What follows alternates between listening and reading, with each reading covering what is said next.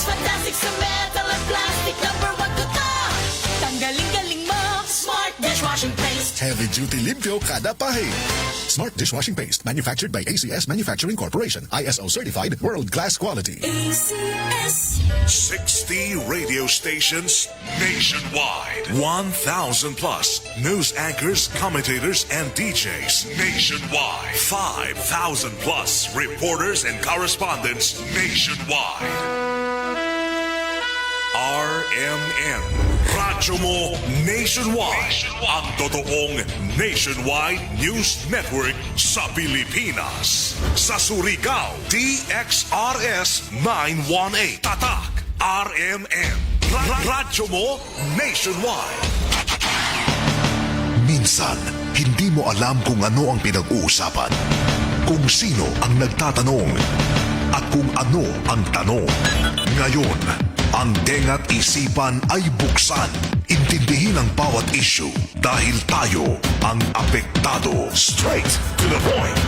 Ito ang balitaan at talakayan na tunay na diretsyahan. Walang paligoy-ligoy, tagos, lubos, umaagos. Straight to the point. Mas malamang usapan, mas mabusising talakayan, komentaryong mas mauunawaan. Straight to the point. Tatak RMN. Radyo mo nationwide.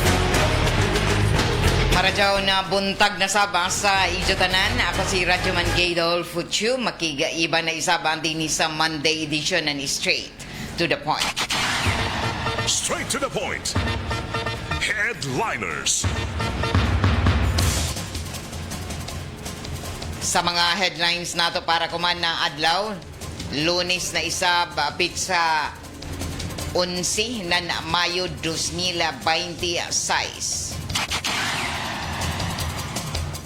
Search warrant operation ng Season Municipal Police Station may resulta sa pagkumpiska sa mga drug paraphernalias. Nadakpang mga suspitsado sa bypass operation sa lungsod ng Tubod na kasuhan na. Wanted person sa regional level dakpan sa pag-implementa sa warrant of arrest. Isa na sabka motor vehicular accident na hitala di doon sa Surigao City Police Station. Samtang gikatak da isab na pagpaygadyon pagpanhingusog sa mga lakang sa sektor sa small scale mining dinhi sa Caraga. Deep sea fishing competition tagapaygadyon. Samtang mobile registration and COMELEC hangtod pa ini sa Mayo 18. Amo dyan nato mga headlines sa ato mga balita para kuman na adlaw. Lunes na isab pizza 11 na ng Mayo 2026. Straight to the point. Ini ko man si Bierna Velasco Cascara ng Pag-asa Surigao sa pinaka-latest update sa lakat sa ato panahon. DXRS Weather Report. Maradyaw na buntag sa tanan. Niya ang update sa atong panahon karong adlawng Lunes, pitsa 11 sa bulan sa Mayo 2026. Ganina ang alas 3 sa kadlawon, ang sentro sa Tropical Depression Kaloy, iba-na nga anaa sa 570 kilometro sa silangang bahin sa Surigao City, Surigao del Norte, or 530 sa silangang bahin sa Giwan, Eastern Samar. Sa coordinates nga 10.7 degrees north, 130.6 degrees east. Ug nagdala kini sa kakusgon sa hangin nga moabot sa 45 kilometros kada oras duol sa sentro ug mohuros pa kini nga moabot sa 55 kilometros kada oras. Ug naglihok kini pakasadpan amihanang kasadpan sa 15 kilometros kada oras. Ug ang panahon nato diri sa probinsya sa Surigao del Norte ug Siargao Islands makasinati sa panalagsang pagdagom ngadto na sa mapanganuron nga kalangitan. Inubanan sa patak-patak nga pag-ulan, kilat o panalugdog. Tungod kini sa easterlies o ang hangin gikan sa silangan o dagat Pasipiko. Posible ang mga pagbaha o pagdahili sa yuta sa panahon nga adunay grabing mga thunderstorms. O ang Dinagat Island, makasinati sa mapanganuron nga kalangitan, inubanan sa katag-katag nga pag-ulan, kilat o panalugdog. Tungod kini sa Trough of TD Kaloy. Posible ang mga pagbaha o pagdahili sa yuta sa panahon nga adunay kasarangan ngadto na sa kusog nga pag-ulan. Hinay ngadto na sa kasarangan nga hangin ang magagikan sa amihanang silangan ngadto na sa amihanang direksyon ug hapsay ngadto na sa kasarangan ang balod sa kadagatan. Ang sukod sa atong temperatura sa dakbayan sa Surigao mokabat ngadto na sa 25.2 degrees Celsius to 30.6 degrees Celsius. Ug ang high tide magsugod unyang alas 5:07 sa hapon sa sukod nga 0.9 meter. Ug ang low tide nagsugod ganinang alauna 21 sa kadlawon sa sukod nga 0.0 meter. Ang adlaw mosubang karong alas 5:18 sa buntag ug mosalop unyang alas 5:50 sa hapon. Ug mao katong latest update sa lakat sa panahon kini sa Berna Velasco, Pag-asa, Surigao. Weather Report. Straight to the point. Salamat Bjorn Velasco, Kaskaranan, Pag-asa, Surigao. Oy mga biyahe ang kuman pasingod din sa mga kaislahan labi na sa Siargao sa Dinagata Province pero tagapay magnuan ng tanan nato ang mga sakyanan nga pandagat na take precautionary measures. Alas 6:22 na sa ato pagpadadon sa ato mga balita ato dinhi kuman sa ato sa Marjaw ng kabubuton ng Downey Rock Darab bango-bango. Isa ka search warrant operation ng Season Municipal Police Station may resulta sa pagkumpiska anan ini na mga drug paraphernalias. Ini ang detalye sa report ni Rajuman Gerson Fuentes. DXRS Radyoman Report. Gipatuban sa mga kawani ng Season Municipal Police Station ang search warrant operation na batok na sa usa ka gitudlong sospetsado nga nalambigit sa illegal nga matang sa droga diha sa may Purok 6 Barangay San Pedro, Season, Surigao del Norte. Pasado alas 5 antak na sa kadlawon kag hapong adlaw. Base sa report na waya sa maong area ang suspect atol sa pagsilbi ng search warrant apan padadyon paghihapon ang gihimong operasyon subay sa lagda sa pagpatuman sa Republic Act 9165 o Comprehensive Dangerous Drug Act of 2002. Atol sa gihimong pag-search sa Pinoy-anan sa suspect, na-recover ang duha ka plastic sachet sa tagtuang droga, mga improvised nga mga illegal nga matang o illegal drugs para pernalias o mga improvised tutor, lighter, guban pa. Kini ang naglangkob sa gihimong nga pag-search ato ang mga kapulisan sa Season Municipal Police Station sa gitudlong suspect nga si alias Tata. Nasayran nga na-recover ang mga recover nga mga ebidensya ang naakuman sa kustudiya ng Season Municipal Police Station alang sa hustong nga pagsangat og kaso batok sa sospetsado nga bisan pa man og wala didto sa ilahang Pinoy-anan apan gipatuman paghapon sa mga kapulisan pinaagi sa pagpahigayon nini og search warrant operation ang maong suspect ang pasangatan kini og kasong paglapas sa Republic Act 9165 o Comprehensive Dangerous Drug Act of 2002. Kini inyong radyoman sa Armen DXRS Surigao, Gerson Galotera Fuentes, Tatak, Armen. Straight to the point. Alas 6:24 na oras sa tuda sa ato sa Marjaw ng kabubuton ng ACS Manufacturing Corporation ang tighimo ng Unique Maximum Toothpaste. Sa ato pagpadadon na sa ato mga balita, kumpirmado na napasakaanan na kaso ang suspitsado na may pusil patay sa isa ka pulis human na nagpahigado ng inin by basta operation. Nandiyato na milabay na simana dito sa may sitio Kayutan, Barangay Cagniog, Surigao City o na sikop pagsunod na adlaw na isa ka suspitsado na tagnganda na si Ronron Maturan human inisijah na nakaikya sa isa pagpusil patay kay Police Staff Sergeant Charito Hipulya sa isa pa kakaibanan ni ini na naigo isab sa Ijalawas na nagpaalim pa sa tambayanan kuman.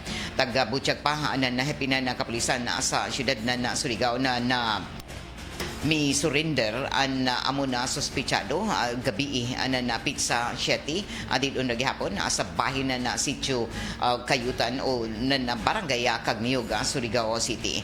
Pamahayag isab ang kuman ni Attorney Mariano Alokban na napasakaan na nandiyato na milabay nga Biyernes si Ronron Mapalo Maturan na isa ka 23 sa anyos human sa ija pag-surrender alas 8:30 bana na gabi sa Mayo 7 sa may Barangay Cagniog.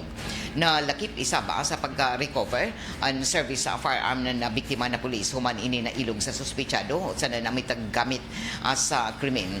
Kay duman na nahitabo ang pagpamusil sa suspitsado sa biktima ng mga pulis.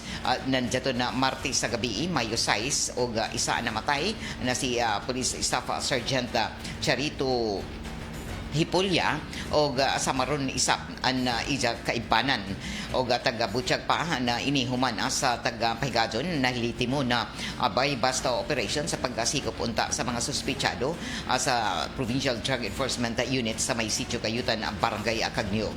Sumaya pa na Surigao City PNP Chief Police Lieutenant Colonel Attorney Mariano Lucban ang kasong murder sa frustrated murder ang taga Pasaka ang kaso o taga sangat na kaso patok na sa duhak o sa amo na suspitsado na si Ronel Mapalo Maturan. Nakasamtangan ko man na dyaon na sa PNP custodial facility taga Butchag na gikatakda isab ini si Jana ikumit ang ngadto na sa Surigao City Jail kun dinhi daon ay kamanduan isab agikan sa korte.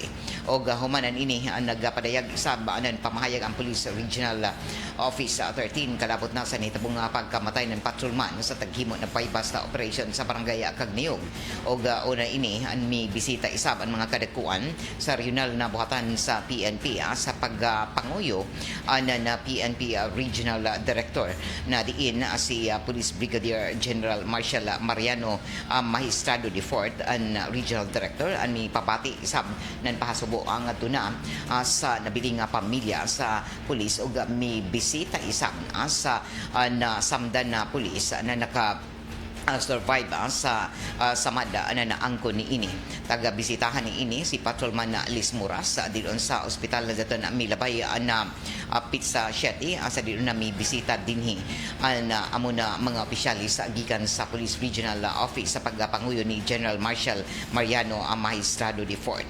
Og subli na sab na tagpapati na PNP na ila pagkasubo sa ini na hitabo og lakip na ni ini na mi himo isab ang kumanan na dugang isab na pagsuporta sa nabiling pamilya sa namatay na pulis lakip na ang pagsuporta sa pulis na nasamda na dyaon kuman sa ospital. Taga Butchag pa na patayng lawas isab ang kuman ni Police Staff Sergeant Hipulya ang kasamtangan na tagahaya sa ilang residensya dito sa lungsod na Claver o gikatakda isab ini si Ja na ilubong kuman na si Mana. Straight to the point. Sa ato pagpadadon sa ato ang mga impormasyon sa mga balita madampuson isab ang taga Pahigadon ang mga sunod-sunod ang mga voters registration alabi na kuman na si Mana og hangtod ini sa pizza 18 na lamang taga Butchag kuman na nabuhatan na Commission on Elections na kuman na ang katapusan na si Mana sa Pahigadon na voters registration o madampuson isaban ilang mga sunod-sunod na mga pagpahigadon ng satellite voters registration adilon sa mga kabarangayan. Kuman na si Mana magpadadon gihapon ang satellite voters registration adilon sa may City Mall diin gikatakda na ang tanan na may kahigayunan na magpahigadon pa sa ila pag-rehistro isa kasi Mana sa dili pa ang pagtapos ni ini ang kuman pizza 18 na Mayo. Taga Butchag pa na ang tanan ng mga buhatan isa pa sa Comelec dito sa mga kamunisipyuhan ang padadon pa na auhag sa iban pa ng mga sangguniang kabataan o 15 anyos na mga kabataan sa pag-apas sa voters registration kuman na si Mana at tungod kay kutob na lamang ini kuman na Mayo 18 taga awhag isab ang tanan na jaoy gusto mo transfer na mga barangay na himuon na nila kuman samtang waya pa magponsisok o dili pa puno ang mga buhatan sa Comelec. Kuman na si Mana ang satellite voters registration na dinhi sa City Comelec sa syudad na ipahigadon isab didon sa isa ka mall sa may barangay Luna, particular na sa City Mall para paghatag ng kay gayunan o hataas pa na matud pa espasyo para sa tanan labi na sa ato mga kabataan kuman na si Mana ang taga-takda na doon ipahimutang amo na ang pagpaygadon sa satellite voters registration. Hinoon wayay labot ang adlaw nga Domingo pero apil ang Sabado sa pagpaygadon ng inin amon na satellite voters registration gikan alas 8 ngadto na alas 5 sa hapon. Straight to the point. Alas 6:31 na sa ato pagkapadadon sa ato ang mga impormasyon sa mga balita ato din kuman sa ato sa Marijaw na kabubuton nan Greenstone Mining Resources na daon mahimutang ang ila operasyon sa Barangay Kawilan tubod ang Surigao del Norte. Malinaw o malampuson isaban pagpaygadon sa kasaulugan sa Mother's Day kagahapon dinhi sa tibuok syudad sa na probinsya na punuan mga establishmento labi na sa mga kan-anan na lakip na pagbaligya na yun ato mga flower vendors nan inin mga buyak atul sa inin kasaulugan sa Mother's Day. Tagabutyag isab na napipila ang mga nag-ija ng mga establishmento na ubay-ubay mga nagpaygadon anan ila selebrasyon ang pinaagi na sa pagpangaon iban ang tagsatag sa mga pamilya o lakip na niini na puno isab na simbahan sa inin pagpasalamat sa pipila ka mga inahan o mga pamilya na naghimo ng pagsimba atol sa pagsaulog sa Mother's Day. Pipila isab ang mga flower vendors nalipay atungod sa kadaghan isab nan inin mga mamalitay na sagad amoy irregalo sa mga nanay sa panahon nan inin Mother's Day. Straight to the point. Sa ato pagkapadadon sa ato ang mga impormasyon sa mga balita taghimo isab akuman ang pagpangandam para na sa pagpaygadon anan inin palarong pambansa 2026 na ipaygadon din sa Riyonan Caraga particular na dito sa Agusan del Sur. Nakagamahanam kuman nan Agusan del Sur inibirnan isab sa pagtambayayong na nagkalain-lain ng mga ahensya naghimo na sa preparasyon o mihimo na isab akuman na dugang na mga pagpangandam ang kapulisan sa pagbantay sa seguridad sa paghidang at kuman na simana sa tanan ng mga delikado lakip na mga partisipante o atleta lakip na ang Department of Education officials nagikatakda isab ang paghidangat ni ini dito sa Agusan del Sur o lakip ni ini na tagpahimutang na ang pagplaster isab sa mga ginsakupan ng Philippine National Police na may magbantay sa seguridad sa tanan na paghidangat o pagtapos ng mga bisita na mahidangat sugod kuman na simana. Tagtakda na ang mga pulis na ipahimutang isab sa mga billeting quarters o sa mga playing venues dito sa Agusan del Sur para mas siguro na luwas na tanan sa ila paghidangat o lakip na niini ang ila pag-intra sa pagkadto sa mga playing venues. Ang tagtakda isab na pagpaygadon sa pagsuroy-suroy o lakip na niini na para mahimong malambuon o lakip na o mahadumon isab sa tanan na mga bisita lakip na mga atleta nagdatangyag isab na provincial government na Agusan del Sur sa tanan ng mga delikado na kinahanglan na ila ma-enjoy o madiskubrihan na kagwapo na Agusan del Sur labi na ang kultura ni ini o gumika ni ini ang Provincial Tourism Office isab na Agusan del Sur naghimo na kuman na mga free tour ang sa tanan ng mga bisita lakip na niini adya libre na mga transportasyon o lakip na niini na wayay pagbayaran ng mga entrance fees para sa mga bisita na motor tul sa ila paghidangat dito sa Agusan del Sur. Ang gipaigadon o ang pag-abot-abot ang kuman na inin mga bisita naghimo na sa preparasyon isab ang provincial government na Agusan del Sur ug tag siguro isab nila na magmalambuon sanan magmalampuson ang tanan ng mga kalihukan sa tagatakda na palarong pambansa 2026 na diin ini tagapaygadon sa Caraga region. Tagabutyag pa amon na palarong pambansa 2026 ang gikatakda na himuon sa Mayo 25 hangtod ini sa Mayo 31 diin ang opening program himuon sa Domingo Mayo 24. Straight to the point. Alas 6:36 na sa ato pagpadadyon sa ato ang mga impormasyon asanan ang mga balita. Malampuson na tuod ang taga-takda na pagpaygadyon sa PhilHealth yakap o gamot fund run kahapon na adlaw na taga-intrahan na mga runners sa dinhigikan sa syudad o ubay-ubay ang mga no-intra kagahapon atol sa Juna pagpaygadyon sa fund run ang PhilHealth Regional Office din sa Caraga Region amoy nagpasiugda sa inin amo na fund run o PhilHealth yakap fund run para maladyo sa sakit na tanan labi na ato isab ang mga hamtong na o mga lakip na niini ang napipila ka mga senior citizen na mga runners. Ang tema kagahapon na lunas na gamot ay yakap sa bawat Pilipino na fund run may 6 km, 12 km fund run na taga sugdan alas 4 sa kaadlawon dinhi sa palibot nan syudad o gatusan ag lakip na niini an malipayon an mga miintra dinhi sa pagpaygadyon sa amuna fund run kagahapon na adlaw. Straight to the point.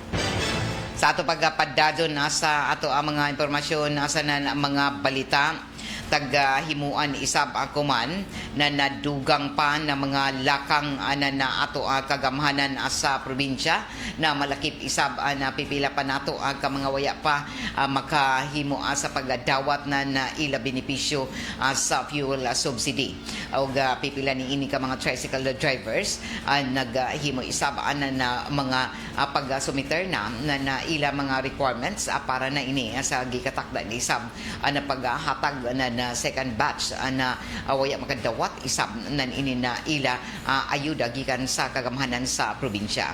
Nan jaton na milabay isab na simana nakahatag na isab ang Department of Social Welfare and Development sa mga sakop ng Tricycle Association dinhi sa syudad nan ini 5,000 pesos na fuel subsidy o gikatakda isab na jaopay ikaduha na batch na naulahi na waya pa makadawat hangtod kuman sa ila fuel subsidy. Hinoon ay mga requisitos gadud na pagasundon o isumiter adiser makahimo sa inin pagdawat human sa validation.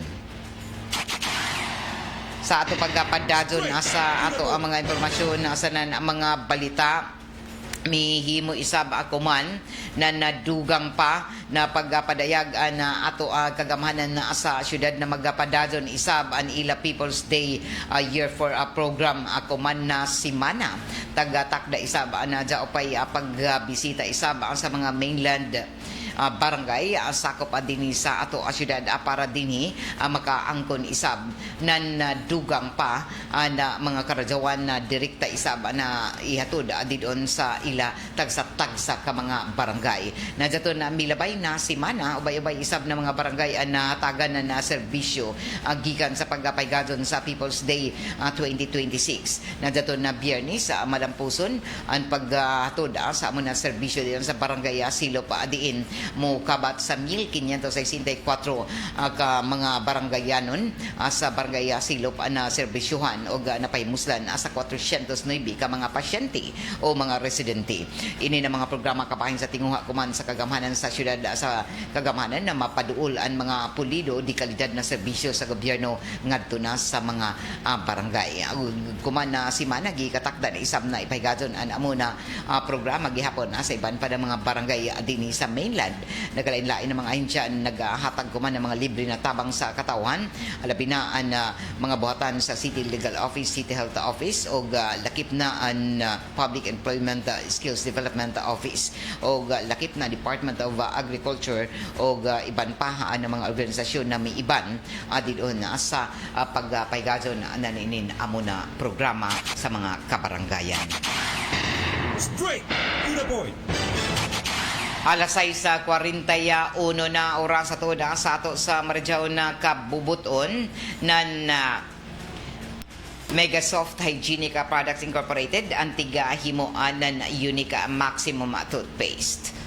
O sa ato pagpadadyon sa ato ang mga impormasyon sa mga balita ato di sab ini kuman sa ato ng Caesar Sanitary Napkin na mapalit ang kuman sa tanan ng mga mercury drugs o lakip na sa mga grocery stores nationwide.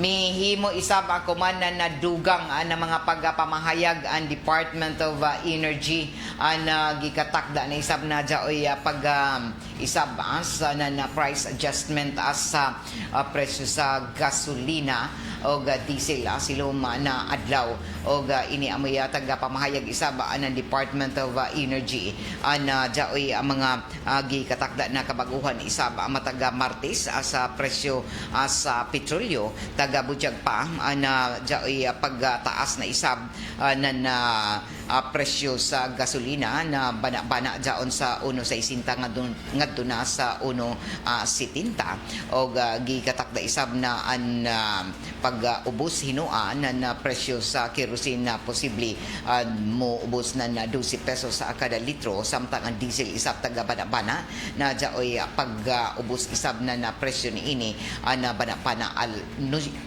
pesos mataga litro. Taga butyag pa ng Department of Energy na silom na adlaw posible ang tanan ng mga gasolinahan alas 6 pa ang taknaan na jaoy pag-rollback o tag-awagan nila ang tanan ng mga gasolinahan na unta makasunod sa inin pag-ubos sa presyo na diesel sa kerosene. Straight to the point. Sa ato pagpadadyo na sa ato mga impormasyon sa mga balita taga-butyag isab ang kuman anan ato kagamhanan na mag-ignay na publiko sa mga piki kuman na booking labi na kuman na jaoy mga taga-tanyag na mga tours diyon sa mga tourist destination dinhi sa ato syudad. Taga-paignay kuman ng Philippine Travel Agencies Association na publiko kontra na ini sa mga fake bookings sa tunga-tunga nan ini na summer season o gaarang sa mga piki na mga bookings kuman mga grupo na rehistro o jaon sa nakalain-lain ng mga social media sites o padumdum pa kuman na Philippine Travel Agencies Association na kinahanglan na ang tanan ng mga bakasyonista na siguruhon na lehitimo o legitimate ang ilang mga istorya o may lehitimo na mga contact numbers o mga actual na address sa ila paghimo na inin mga booking sa dili pa ipadayaan mga bayad para sa mga scheduled vacation dapat sumaya pa na i-verify anay ang mga ini pareho sa pagpangita sa ilang mga background business information o iban pa. Tagapaignay isab kuman ang publiko sa basta na lamang pagbayad pinaagi na sa e-wallet o iban pa ng mga paagi sa ini na pagbayad o dili basta-basta na mutuo ko na dili ini sila matud pa mga lehitimo na ngayon na bayaran labi na ang mga pag-booking diini at tungod kay daghan ang mga na scam kuman na nakabayad na pero wayay ila mga pag-abot sa mga destinasyon na dili ba tinuod. Taga-budyag pa na tagahimo kuman ang mga pahimang dungan sa tagatuan isab na pagdako kuman sa nan paggrabe yung mga nagbakasyon kuman na summer season na posible na daghan ang take advantage o nagpaigado ng mga fake booking sites o lakip na ang mga scammer. Straight to the point. Sa ato pagpadadyo na sa ato mga impormasyon sa mga balita kuman na buntag katakda nato na hinabio na isab na happy na kapulisan dinhi sa ato syudad si Police Lieutenant Colonel Attorney Mariano Lucban. Good morning, Attorney. Ma'am, good morning og sa tanan namin na diri sa Remen DXRA. O gusto lamang nako ang kuhaan na update si Colonel Lucban kabahin na ini sa naitabong update attorney sa pagpanunog na ninin mga heavy equipments at sa may barangay Danau na daton milabay na simana uno na update na ini attorney. So par po ma'am, kuman Monday, ma-file na nato ang for the crime of destructive arsons against the 3 identified personalities Actually, noong Monday, as last Friday, ang tag-iya nakapirma na ng kwan. Napirmahan niya ng iya na complaint affidavits at the same time ang mga witnesses na nasabkad tong mga other pieces of evidence na nakuha nato. So supposedly adto nung Friday pa na i-file, but considering na wala sila na kwan, walang kwan ang city prosecutor na regular filing kay every Friday ang pagdawat ra ng ato na city prosecutor kadtong mga inquest proceeding. So nagkwan ang city prosecutor na kumanaman dira kan i-file kadtong kwan kadtong destructive arson kadtong nahitabo sa barangay Danau. Si kadtong tag-iya si Ma'am Jean Migo nakapag-execute na sab ng ng complaint affidavit actually na under oath na gani adto last Friday pa together with the other witnesses, but ang pag-receive kadtong criminal kadtong complaint sheet sa city prosecutor ko man na Monday himuon dun sa kwan sa Bulwagan. So nagpasabot attorney na ingkilayan an posible na mihimo sa pagpanunog.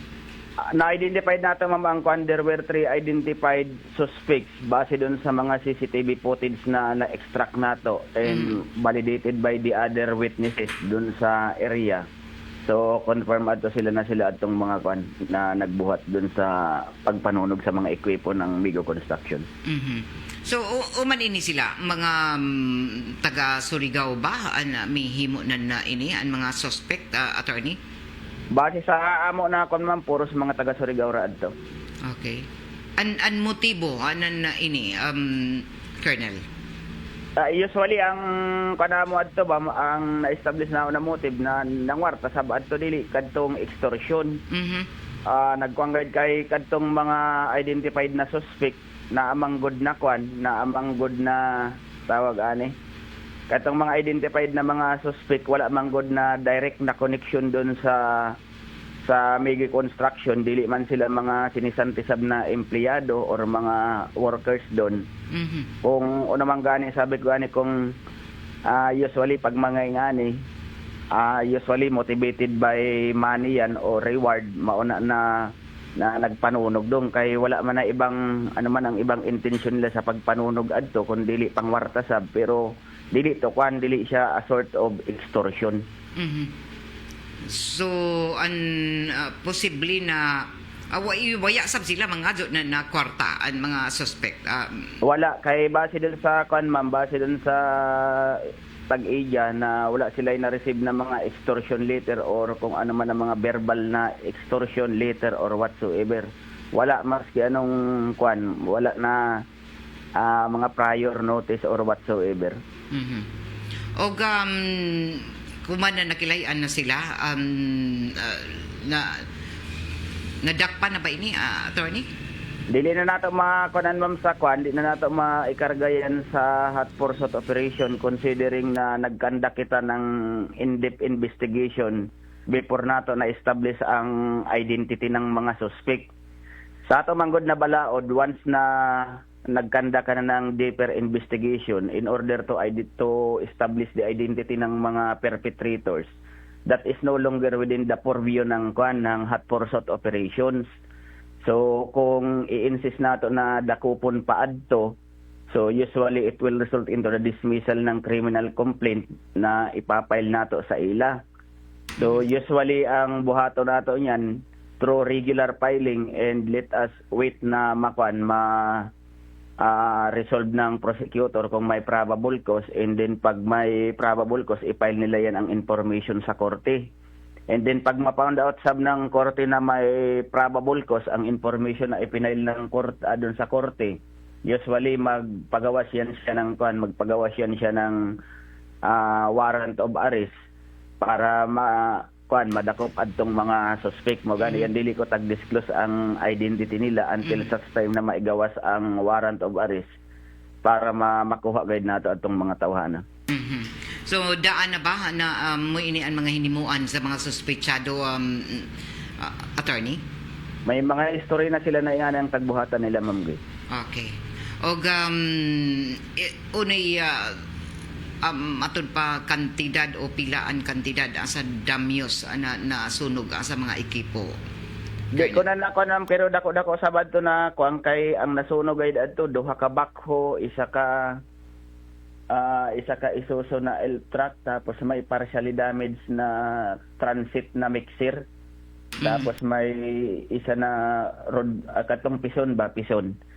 So bali lima ka ekwipo ang nakuan. Adto man na butang naman kay tagpangutana namo ang kuan ang tag-iya na reflect na doon sa complaint affidavit niya kung adtong cause ng equipment na damage. Okay. So tawag na ini bali attorney na solve na an kaso tungod kay dili siya matawag na kon ma'am. Ang investigation pwede na nato i-close kay na-identify. Ang investigation ran tag-close nato ma'am kay na-identify naman nato ang suspect. Okay. Dili sab nato matawag pa na close tungod sa ang mga perpetrators dili pa nato na dakop kay tungod sa wala pa nawaran to baris. The only time na totally na maklose nato na sa pareho ay na insidente pag madakpan na nato adto ng mga suspect and magsugod na ang trial sa korte. So kani siya sa classification namo base dun sa crime information reporting and analysis system per DIDM directive. Pag na-identified na ang suspect,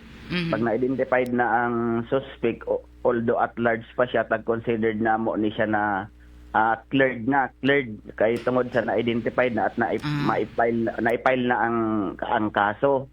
But dili pa siya ma-considered na solved kay tungod sa ang mga suspect at large pa at wala pa pagawas na warrant of arrest. Okay. So possibly attorney na matud pa pila mo jagan pa ini na pila ka adlaw. Di mga buyan pa na siya ma'am, until such time na maigawas ng korte ang warrant niya. Oo. Kay irapol pa man yan once na maipala ng prosecutor doon sa korte ang information. Mo kampayan mo dagang pa yan ng probably mga 2 months pa siguro yan ang estimate ko niyan until such time na maigawas ang warrant. Kay magkandak pa man yan siya ng kwan atong preliminary investigation sa level ng prosecutor, and usually pagkahibala ko inaaboton pa na ng mga almost 1 month kay patubagon pa man adto ng prosecutor. And once na diligan ito magtubag, that is the only time na i-resolve nila na, and then may probable cause good na pag na nadili mo tubag ang mga suspect. And then pag maipile na yan dun sa korte, maghuyat na makanan na kung asa na korte na mairapol, and then pag makakuha na ito ni judge, magpagawas guide na siya ng warrant of arrest para maka-acquire ng jurisdiction over the person of the accused ang korte. O kumusta ang iban pa ng mga naghihimo ng mga construction dinhi sa nakalain-lain mga barangay, Colonel? Waya ba ilang mga taga-himo isab na mga pag-report sa ijo, mga posible na para malikayan ini na mga insidente?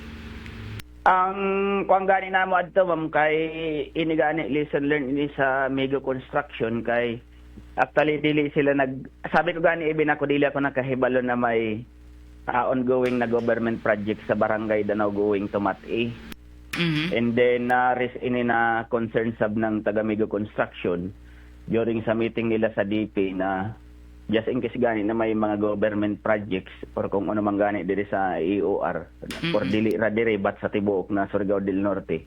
As much as possible tag-recommend nila na i-invite ang EEP sa PNP. Labi na sa mga hilit na mga lugar. Oo. Kay ang kanman sa dawad to ma'am ging anong dili na in-invite ang PNP sa kay tag considered na insurgency free. But even do na ingad to lagi na tag considered na insurgency free, sabi ko na doon sa tag-iya na just in case gana may mga project kamo man pagpahibaro lamang sa concern na police station saka sa EEP counterparts para mamonitor na mo or maikutan doon, although dili na butangan talaga ng totally na security na magbantay doon para malikay nato ang ingani ng mga insidente kay kami sab tag-considered na mo ina mga sa SIP sa mga critical infrastructure kaning ingani na kon din minomonitor manggod na mo ini. Kani manggod na nahitabo dili kami nakahibalo na naasab do na project, nakahibalo kami kadtong hinilabtan ng mga ining mga lowest elements ulo dili man ini mga tagklaro ko dili ini mga NPE. Oo. So mao na ang nahitabo. So kuman sab ng taga-DP na magpatawag sila ng kan sa mga sa uniform personnel just in case gani na may mga government projects pa. So as of now doon sa Danau may binutangan ng Charlie Company na tropa doon para ma-ensure na matapos na kadto na project kay patapos na manggod adto na project nila. Para wala nang mga maligay ang kapareho na insidente. Aha, so maradyaw sabdaon na ini na brought up sa concern sab anan ini na tag-ija sa amo na construction company, attorney.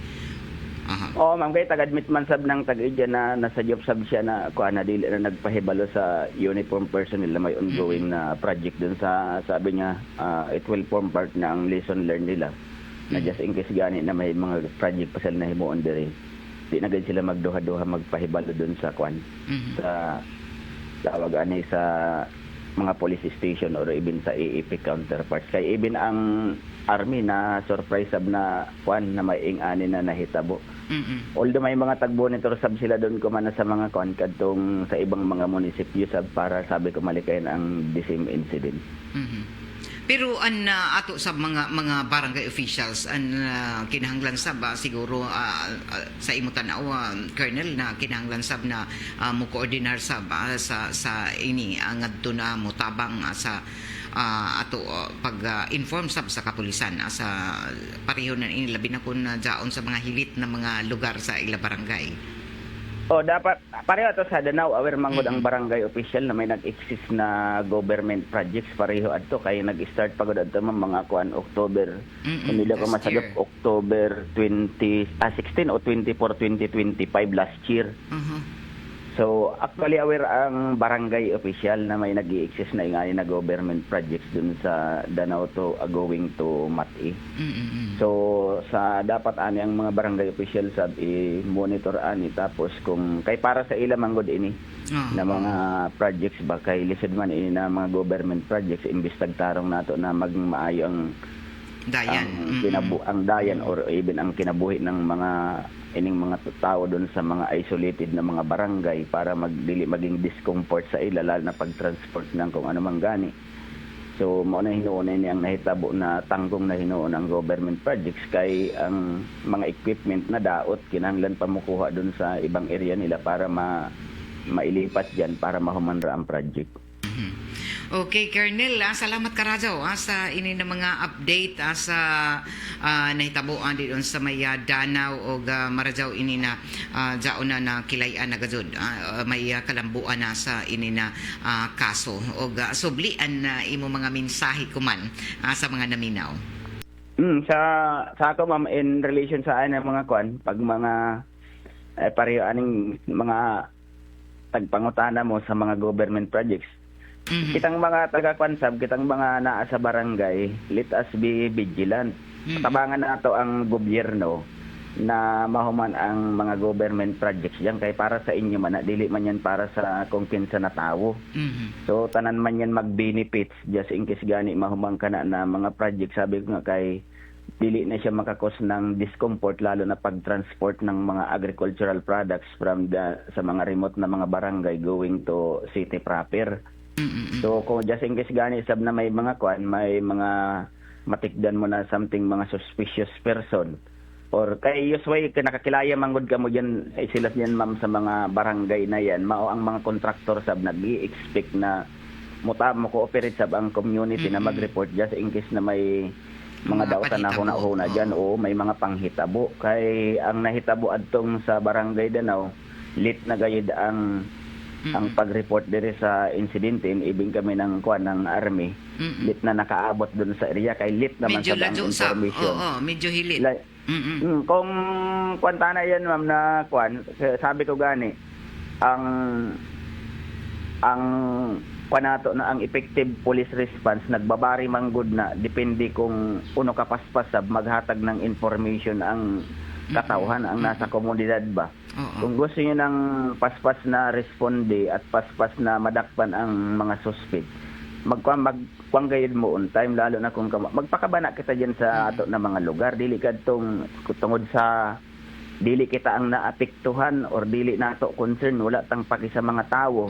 So tana Bisa ba nakakita na. Oo. Oo, ang sakto na may sa ang konsep na ang concern sa na tawo maski apektado ka or dili ka man apektado pag mainganin ng mga insidente obligasyon tana nato na magtabang kahit through text man lang magpahibalo sa government authorities para matabangan ang sa kapaspas nato madakop ang mga suspect. Bora gid ang ko sa tao na mag-cooperate gayud from time to time.